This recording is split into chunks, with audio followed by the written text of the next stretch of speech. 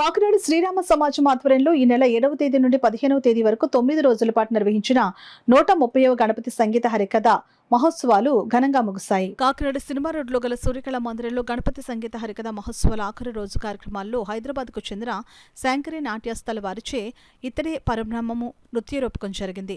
శాంకరి నాట్యస్థల్ నాట్యాచారిణి నాట్య సరస్వతి ఏలేశ్వరపు విజయవల్లి భరద్వాజ్ శిష్య బృందం ఇతడే పరమ బ్రహ్మము నృత్య రూపకం ప్రదర్శించారు. నృత్య రూపక ప్రదర్శన ఆద్యంతా అందరినీ విశేషంగా ఆకట్టుకుంది. ఈ కార్యక్రమంలో శ్రీరామ సమాజం అధ్యక్షులు ఆకొండి శ్రీనివాస రాజారావు, కార్యదర్శి మునిగంటి వెంకటరావు, కృష్ణరాజు, వెంకటరావు, భరతలక్ష్మి, పలువురు నగర ప్రముఖులు, సంగీత ప్రియులు పాల్గొన్నారు.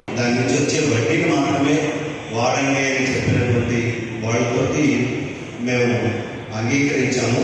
అలాగే వాళ్ళ వారణాసి భాస్కర్రావు గారి సంస్మరణగా శ్రీమతి సత్యవాణి గారు, కుమార్తె అల్లుడు లక్ష్మి మురళీకృష్ణ గారు 1,00,000 రూపాయలు శ్రీరామనామానికి ఇచ్చారు. దాన్ని బట్టి మనం ఈ కార్యక్రమంలో ఒక రోజు ప్రోగ్రామ్కి స్పాన్సర్ చేస్తాం. మొన్న ఎవరు నన్ను అడిగారు, ఇంతమంది ఇస్తుంది ఏంటి ఇదంతా, 1,00,000 రూపాయలు డిపాజిట్ చేస్తే ఇంటికి వచ్చేస్తారా, టీడీఎస్ కట్ చేసేస్తారు. First TDS programme okay TDS పోతే దగ్గర 6,000 రూపాయలు